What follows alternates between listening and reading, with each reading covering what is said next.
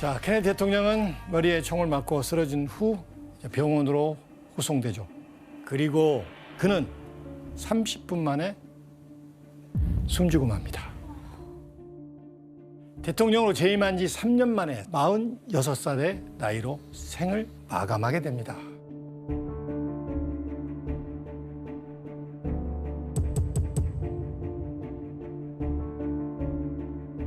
이로써 케네디가의 상징이던 존 F 케네디 대통령은 암살로 죽음을 맞게 됩니다.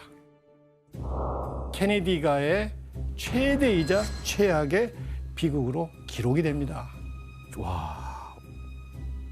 그날 케네디 대통령을 저격한 건 리 하비 오스왈드라는 인물인데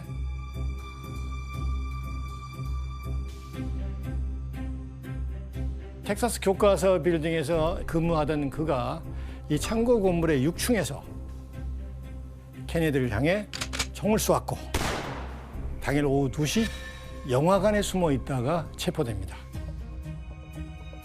하지만 Here comes Oswald down the hall again. But I emphatically deny these charges. 오스왈드는 계속 자신의 범행을 부인합니다. 그런데 달라스의 다른 구치소로 호송되던 중에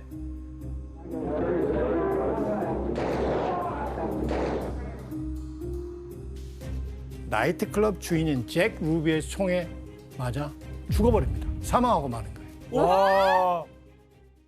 대통령을 쏜 범인이 숨지면서 이 사건의 진실은 영원히 미궁으로 빠지게 됩니다. 와. 그로 인해 오늘날까지도 수많은 음모론이 양산되고 있습니다. 아니, 타일러 씨, 지금 케네디 대통령이 죽는 장면이 생중계되고 있어서 모든 사람들이 다 봤지만 바로 그 옆에 있던 제클린 여사는 진짜 정신병 걸리지 않을 수 없을 것 같아요. 이런 모습을 보면 당연히 너무나 큰 충격이고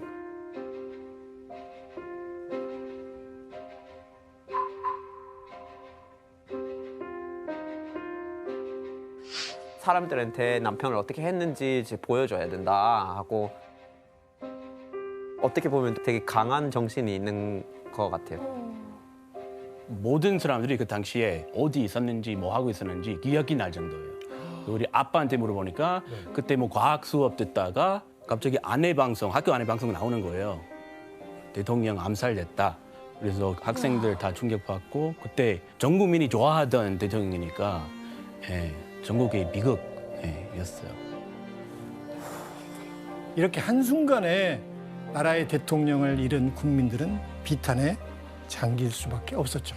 그런데 더욱 안타까운 것은 케네디가의 죽음이 존 F 케네디 대통령에서 끝나지 않았다는 거예요.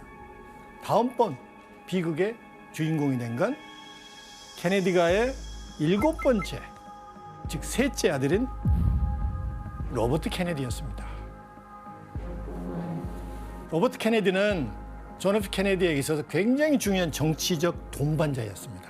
케네디 상원 의원 선거 때부터 대통령 선거까지 로버트 케네디는 모든 선거를 총괄했고 또 판을 짜고 형의 정치 인생에 굉장히 중요한 조력자였습니다. 1961년 케네디가 대통령에 취임하면서 로버트를 법무부 장관에 임명합니다. 그래서 케네디가의 두 형제가 동시에 백악관에 입성한 것이죠. 네. 그래서 법무부 장관 로버트 케네디는 워싱턴의 제2인자 이렇게 불리며 형을 지척에서 보좌했습니다. 와. 그리고 이때 로버트 케네디가 법무부 장관으로 취임한 이래 특히 공을 세운 게 뭔 줄 아닙니까? 바로 조직 범죄와의 전쟁입니다. 조직 범죄와의 전쟁을 선포하며 마피아들을 잡아들이기 시작합니다. 근데 마피아가 도와줘서 그렇죠. 이렇게 케네디 정치에 집안은- 입문한 거잖아요. 그렇죠. 케네디 집안은 오랫동안 마피아와 약간의 결탁을 하고 있었잖아요. 그런데 로버트는 아랑곳하지 않고 마피아가 연루된 조직 범죄를 소탕하기 시작합니다. 마피아가 화가 나겠는데? 1962년 당시 로버트가 이끄는 조직 범죄 팀이 기소한 관련 범죄자들이 그 직전 해보다 3배가량 늘어납니다. 유죄 판결 역시 3.5배 정도 증가할 정도였습니다. 야, 교수님 이거 불길한 생각이 듭니다. 가만히 있지 않을 것 같아요, 마피아들이. 그렇죠. 배신감이 들 거 아니에요. 그래서 로버트에게 협박을 가합니다. 나중에 막내 아들 에드워드 케네디가 밝힌 바에 의하면 이 일을 계기로 로버트뿐만 아니라 본인 에드워드에게도 이런 협박 편지를 보냈다고 그래요. 대통령이나 부통령에 출마하면 죽여버리겠다. 우리는 케네디가를 증오한다. 이런 이 살해 위험이 담긴 편지를 보냈습니다. 하지만 갑작스러운 형의 죽음 때문에 돌연 법무부 장관을 사임하고 백악관에서 나옵니다. 이후 로버트 케네디는 본격적인 정치 행보를 시작하는데 1964년 뉴욕주 연방상원에 출마해서 당선이 됩니다. 그리고 당선 이후에 1968년 대통령 출마를 공식적으로 선언합니다. I am announcing today my candidacy for the presidency of the United States. I do not run for the presidency merely to oppose any man, but to propose new policies. 미국 사람들의 입장에서는 존 F 케네디에 이어 케네디가에서 또 한 번 대통령이 배출될 수 있을 것 같다는 그런 이목이 집중될 거 아니에요? 네. 그런데 로버트가 활발히 선거운동을 하던 1968년 6월 5일 끔찍한 사건이 벌어집니다. 또 어떤 사건이 벌어진 걸까요? 1968년 6월 5일 자정을 조금 넘긴 시간입니다. 캘리포니아 민주당 예비선거에서 로버트 케네디가 승리를 합니다. 그래서 축하 연설을 하게 됩니다.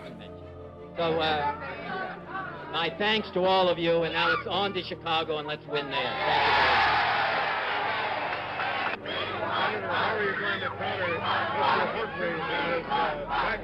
이후 기자회견을 원하는 기자들을 찾아가기 위해 로버트와 그의 일행들은 호텔 주방을 통해 이동하기로 합니다.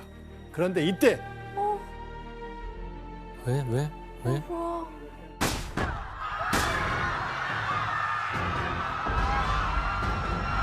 Not only Senator Kennedy, oh my God, Senator Kennedy has been shot. 로버트를 향해 총알이 날아든 것입니다. 어떡해. 야, 진짜 이 가문은 정말 너무 충격적인데요.